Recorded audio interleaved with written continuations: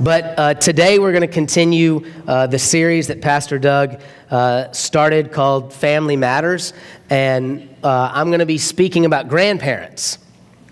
So I'm sure that's quite hilarious to some of you that, you know, a 34-year-old guy with a 6 and a 3-year-old is going to be speaking about grandparents or grandparenting or anything like that. So you are welcome to, when we are done, tell me that I have no clue what I'm talking about, or that everything that I said was wrong, or anything like that. But I'm going to at least try to stick with some biblical stuff, so maybe I'll get some of it right.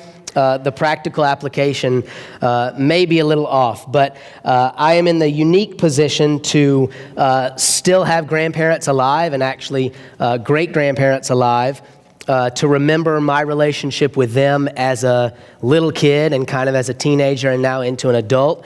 Also having my parents and Aaron's parents being grandparents right now to Emily and James. So it's a nice sweet spot to have kind of experienced a lot of things, but I will openly admit some of this stuff when it comes to the practical application may not be perfect, but it's where I'm at right now. So I will tell you that it has been a fun week for me because I've spent a lot of time talking to my parents and to my family and to different people in my lives, asking them what they remember about their grandparents.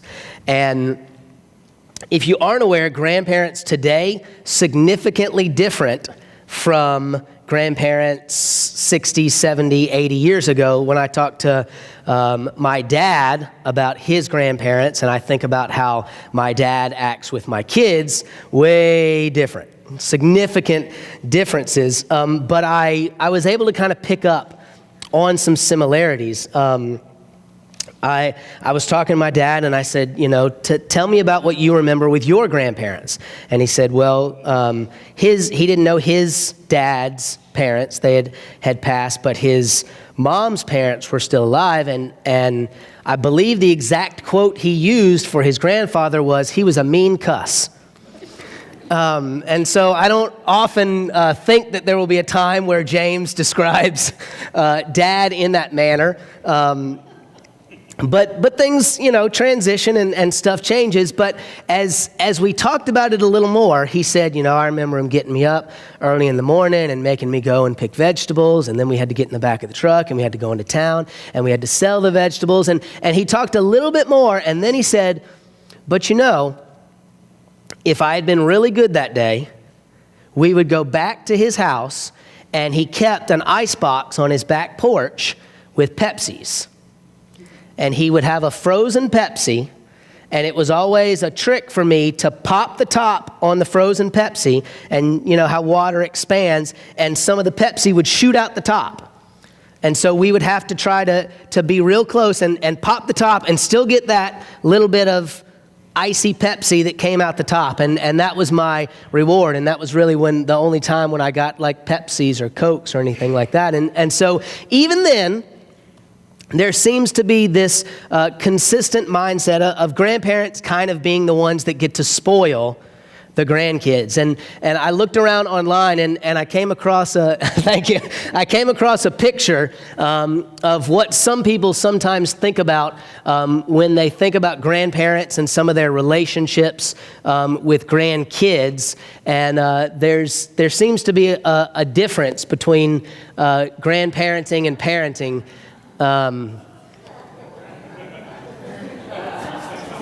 One little snack before you go home. So there is even you know, back in the 40s and 50s, you know, there was kind of this ability to understand maybe that part of what grandparents did is they were kind of the spoilers and kind of the ones that were able to provide for the grandkids some of the stuff maybe that parents weren't able to provide or didn't provide.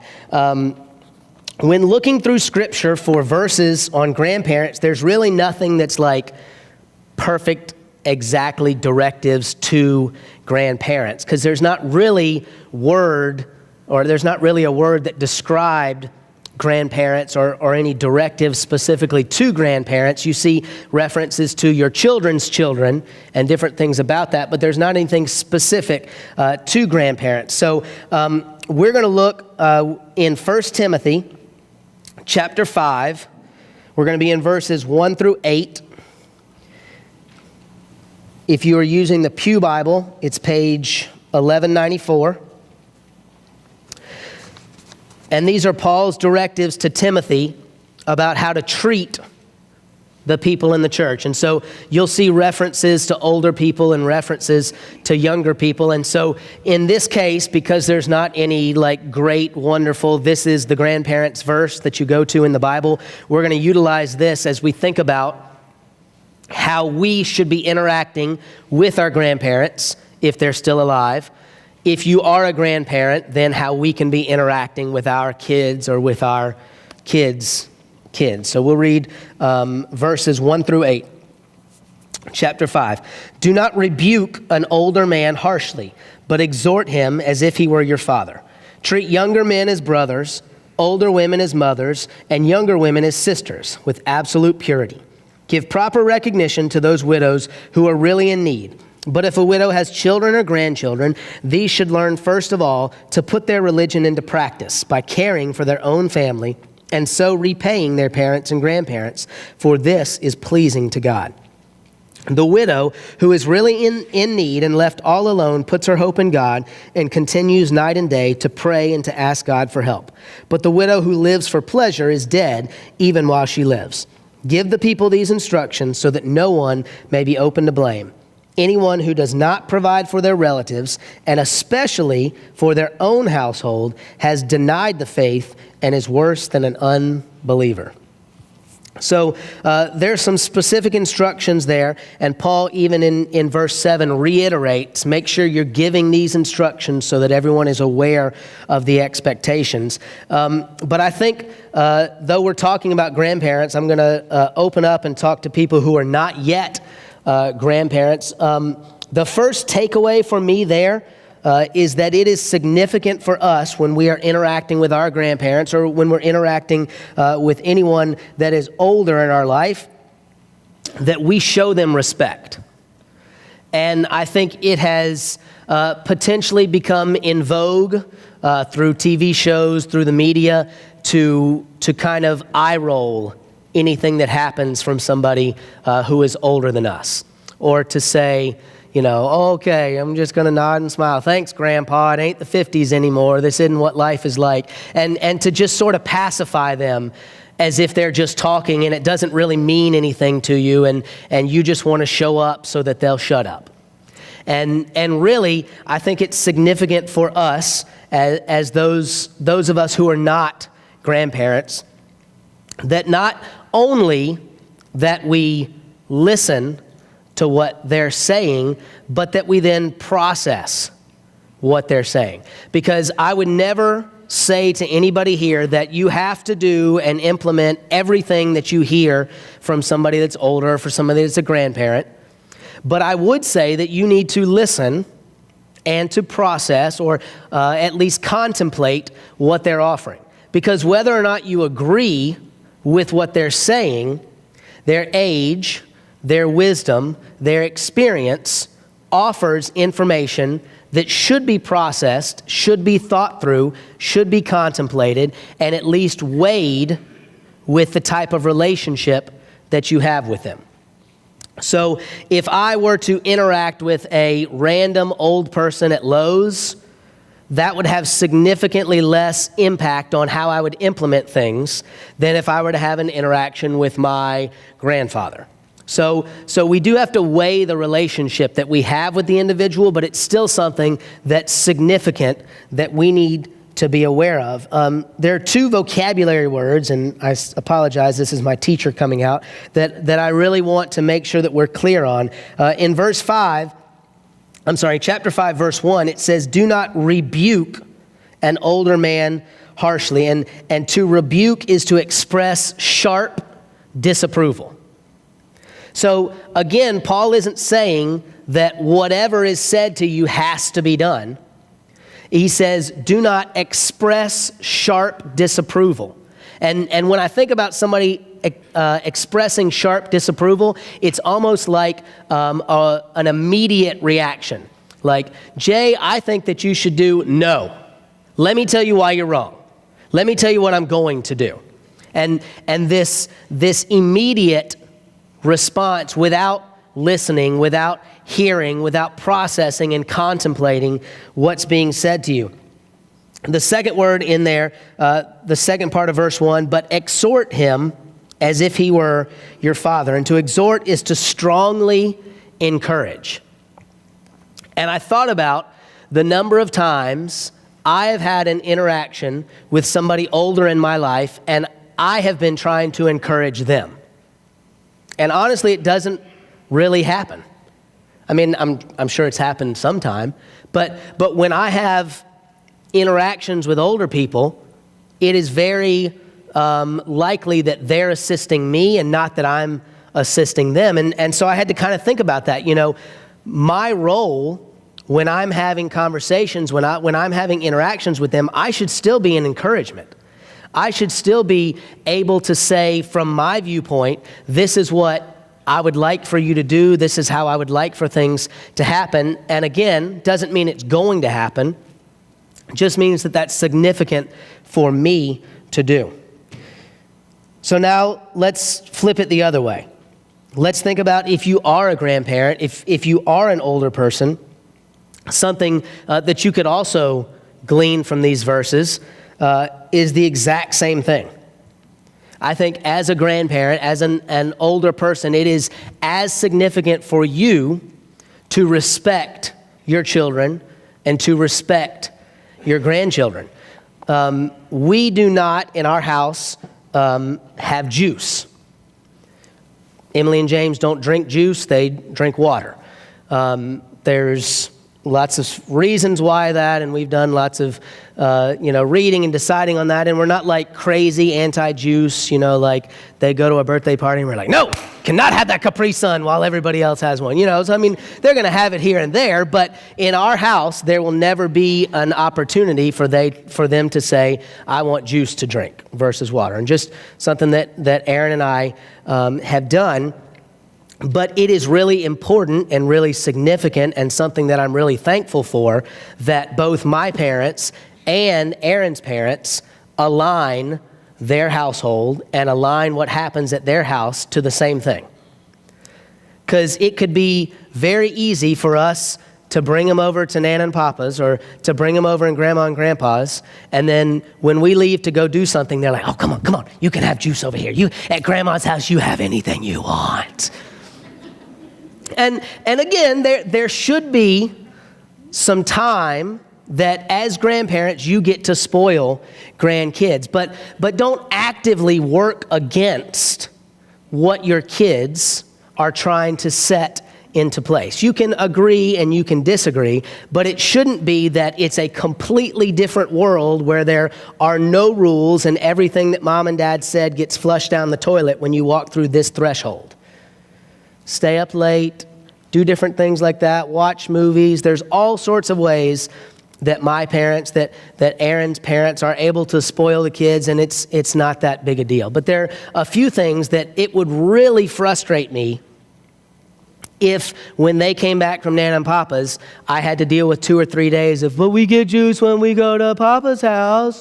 Why can't we have juice when we are here? They say it's fine. Da-da-da-da-da. Working against things that your kids have put into place or that your kids are putting value on. And so I think the respect thing goes both ways. It's significant for us who are not grandparents to make sure that we are listening, that we're valuing, that we're utilizing that wisdom and that information that our grandparents have and that older people have, and then also significant from the grandparent aspect that they're respecting and trying to follow up with things that their kids have put into place. A second thing, and this is verbatim for younger people looking to their parents or looking to their grandparents, without a doubt, it is your calling to take care of your parents and potentially based on your parents to take care of your grandparents. That doesn't mean necessarily you start looking for nursing homes now and you start talking about stuff like that. I will tell you that my mom's mom, Nanny, already has her home picked out. That's how she rolls. She says, I have to have someone to talk to when Granddad goes to heaven. That's the place you're putting me. It's an assisted living home, and that's where I'm going, because I'm not going to live by myself. I need socialists, I need to socialize, I need to talk to people. So that's a unique situation. She's already got that set up. We drive by it, and she points it out every time, as if we don't already know it's there. But it is our responsibility for our parents and our grandparents that we care for them in the manner in which they need. So that might be calling them every Sunday, seeing how they're going with health things. That might be checking in on their job. I read a stat that said, it was an article written in 2013 making predictions for 2015, and it was definitely true because it was on grandparents.com. So clearly it must be right. But it said that in 2015, if trends continued, 60% of first-time grandparents would still be working either a part-time or a full-time job. And I was like, man, I only had, of my 4 grandparents, one that I remember working a job. And so we see the trend moving towards people becoming younger grandparents and still having to not only function in their part-time or full-time job, but also have kids who have kids. So it might be that your parents have to move in with you. It might be that you have to go and check on them every other day, that you have to follow up on medicine, that you have to follow up on doctor's appointments. Whatever it is, for us, it is our responsibility, and Paul pretty much said, verse 8, anyone who does not provide for their relatives, and especially for their own household, has denied the faith. Has denied the faith. And I'm like, whoo, he's getting serious about this. But when we look at what Jesus taught and we're to love our neighbor as ourselves, and we can't love our parents, we can't sacrifice for our parents, then I could see, this is real stuff. God takes this seriously. He expects parents to take care of their kids, and likewise, when the time comes for kids to take care of their parents. And my mom's parents are still in good health. Both my dad's parents have passed, but I remember different conversations with my dad, and I've heard other people say, when referencing their parents as they're getting older, oh my gosh, I feel like I'm the parent now and they're the kid. Yep. So, you got 18 years of that. Your parents put up with you for 18 years, potentially more. All us millennials, we won't move out anymore or anything like that. So, maybe it was 22, 25 years they put up with you. But it is specifically laid out for us as younger people to make sure that we are caring for our families. The second thing for our older people, for our grandparents to think about with their kids and their grandkids is the same thing.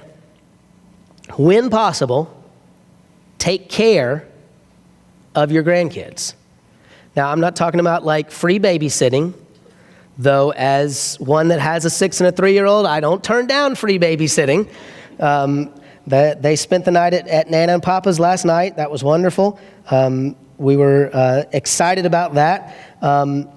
But my granddad was always really explicit when we were doing something, when he was spending money for us to go do something. If we said, thanks, Granddad, we really appreciate it. Wow, this was so much fun, da-da-da.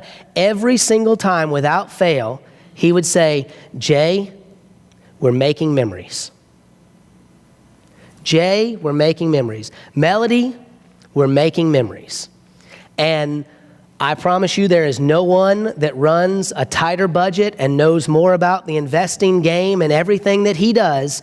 But when it came to the family, when it came for time for us to come together, you would have thought he was Bill Gates, and that there was no activity too expensive. There was no thing that we could do together that was going to outstretch his wallet. And I'm sure he probably planned for those for months and months and months, because we really only got to see him twice a year with the distance between us and Texas. But I will remember for the rest of my life that Granddad prioritized making memories. And my parents now, 1 week each summer, they pay for us to get a house down in St. Augustine, close to the beach. And it is our responsibility as kids to figure out a way to get there for as many days as we can. And we take turns cooking food and doing this, but they set up the structure, and we figure out individually if we can make it for 5 days or 3 days or 6 days. The food, we take different turns, nights, things like that. But that is something that we will have, as long as they choose to continue to do it, that we can always count on, that we're going to be able to come to this place at this time and spend time together. And we've done it now for 5 or 6 years. We've done it for 6 years now, because the first time we went, Erin was pregnant with Emily. And so we can see the pictures of the kids at the beach as they've grown from year to year. And we've gone from no kids to 4 kids to who the heck knows how many kids by the time next year comes along. But that's something that they'll always be able to reference back to, that we'll always be able to reference back to. When the opportunity arises, if it is possible, set something up, try to take care of your grandkids, your kids, so that there is an opportunity for them to make memories. I'm going to try to model how we wrap up today with what Pastor Doug did last week, and that is to try to give a couple practical pieces of advice. And so this is your chance to argue with me, to tell me that I'm wrong, because this has nothing specifically to a verse or anything like that. This is what Jay thinks would be significant when I think about if I could talk to my parents, talk to Erin's parents, talk to my grandparents, kind of practical things that I would want grandparents to do for their grandkids. The first is to talk about God. Talk about how He has worked in your life, and talk about how He is working in your life. One thing that I can tell you about Mom's mom, Nanny, is that she has read the Bible cover to cover 5 times. And she is currently in the midst of reading it through the 6th time. And we'll be sitting at breakfast, or we'll be doing something in the evening. Something will come on the TV, something will be stirred in a conversation, and she'll tell us that she was reading Nehemiah chapter 21 and da-da-da-da-da-da-da-da-da-da-da, and just come out with it and talk about how, she had never really read that the first 5 times she read through the Bible from cover to cover. And she'll talk about, right now at her church, she's in the hospitality committee, and she takes a cake every time somebody fills out a visitor card. No pressure here, people. We're not going to bring you cakes or anything. But that is her thing.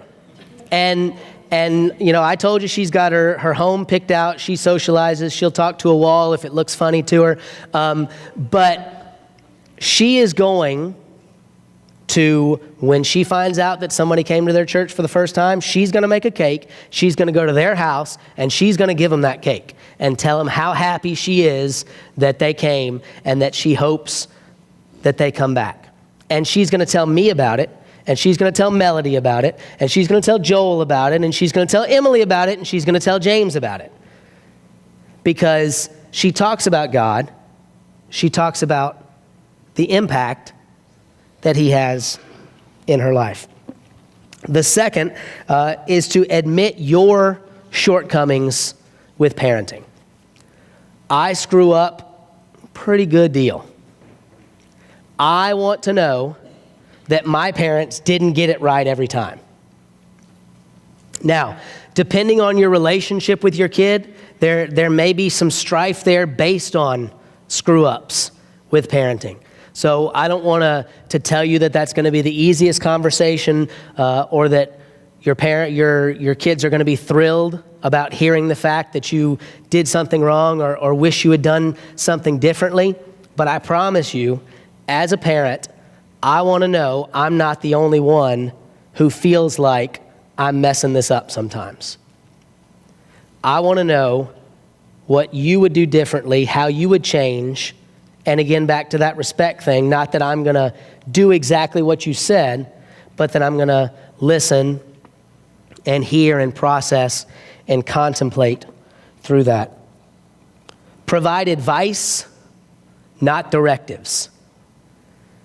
Axel talked last week, that as parents, we are temporary guardians of our kids, and that we're growing them up and we're getting them ready to go into the world. So there comes a point at which it's no longer go and clean up your room, you're not leaving until X, Y, and Z, you don't get any TV until you eat all your supper.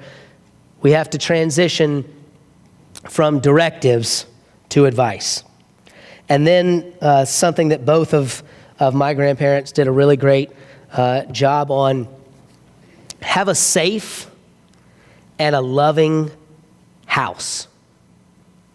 There were never a time was I disappointed when I found out we were going to Mimi and Papa's or we were going to Nanny and Granddad's. It was always something that I looked forward to. Completely different individuals.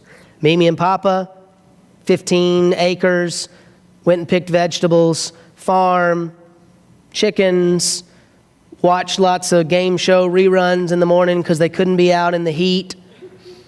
Completely different from Texas, where it was go to the next thing, go to the carnival, go to this, go to the store and pick out any candy you want.